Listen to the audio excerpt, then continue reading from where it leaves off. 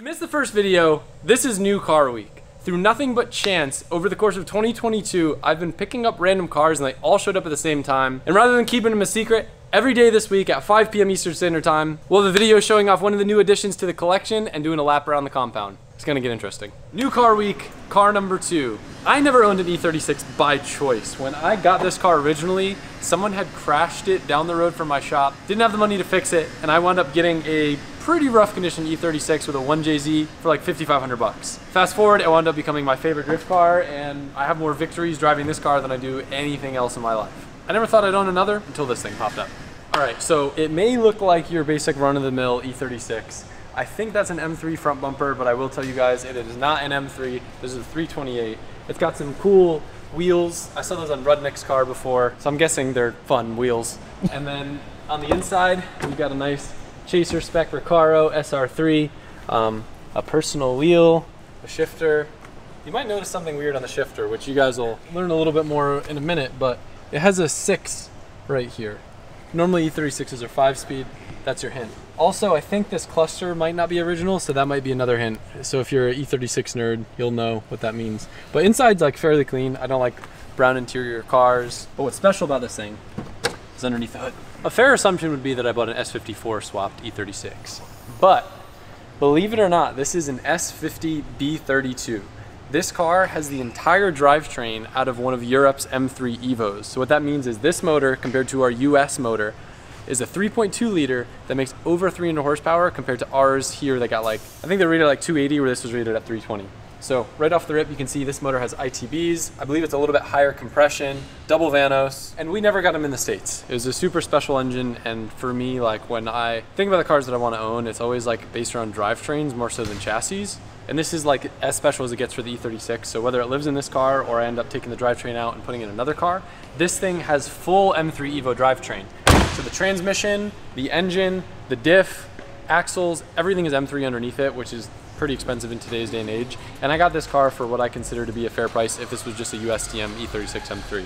So big shout out to Zach from ECU Master. I actually got the car from him. It was his personal car. And I haven't showed you the best part about it yet.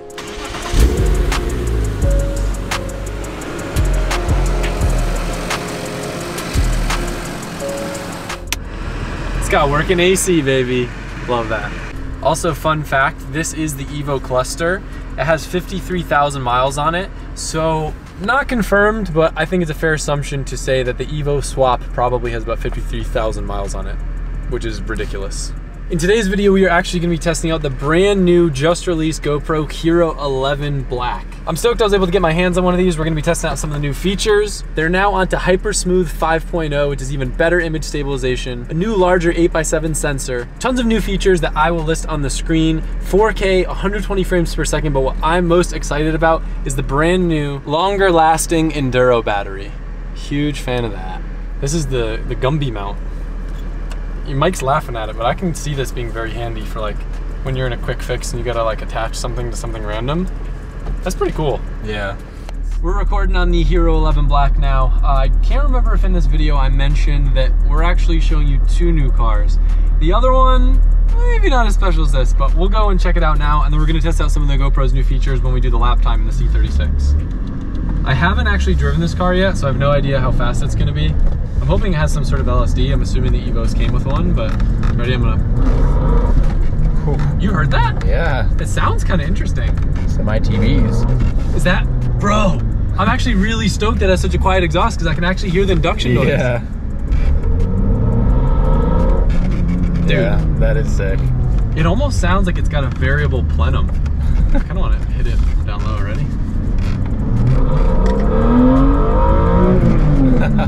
Interesting how it like kind of has that second kick, isn't it? Yeah. It sounds very different. I'm really excited to do lap time. It's gonna smoke the Chaser's time. Yeah, I'm honestly worried, like, out of all the cars that you guys are gonna find during New Car Week, even though the next one is the King of the Mountain, this might be the fastest of all of the cars that you're gonna see. I cannot wait to hit redline. Surprise! Another BMW. That one's a real M3, but is it? Dude, this thing revs to the moon. Bro. This might be my new favorite car. All right, what we have here might very well be the cheapest E46 M3 on the planet. Why would I get another E46 M3, you ask? Well, let me show you what's under the hood. The hood latch doesn't work. Kind of like the E36. I bought this car for the drivetrain, not for anything else. Filming car stuff on the wide with this gives me webisode vibes. Does it? Yeah, I'm not gonna lie. All right, it's not as pretty under here, but it does have an S54. And the purpose for this car is to be a donor car for my first car.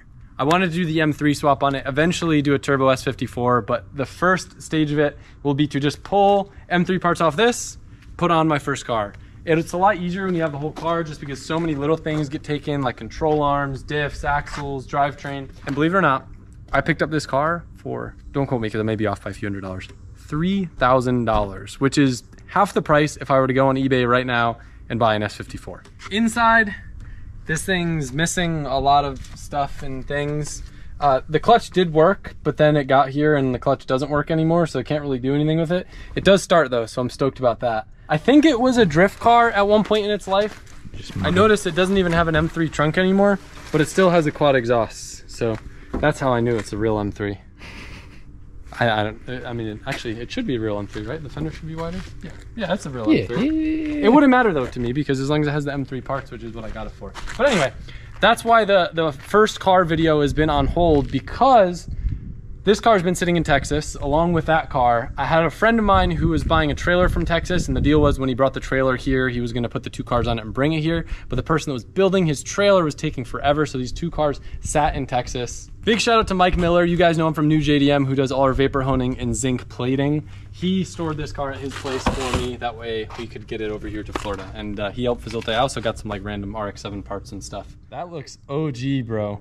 That's OG pre-Atom Drift HQ. I could tell because it's aged.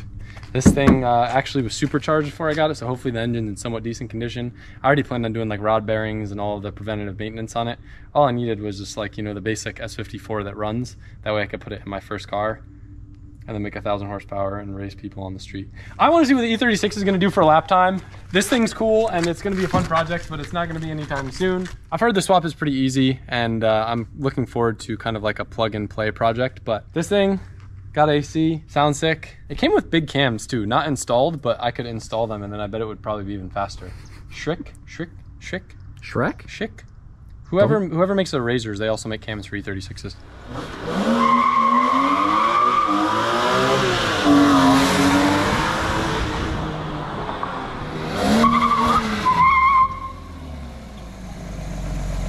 I forgot how to drift.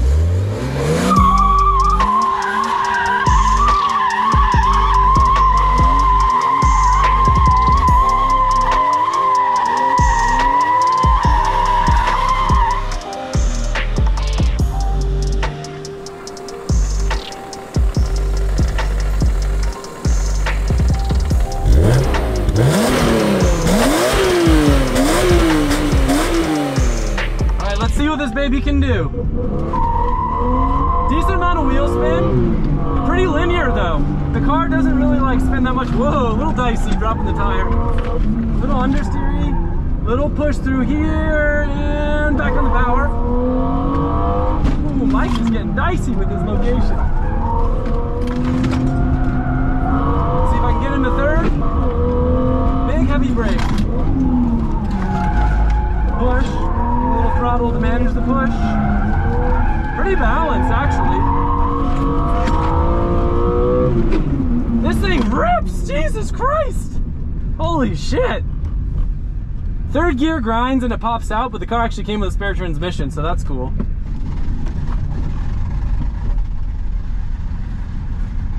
There's a noise under the car. Did I break something?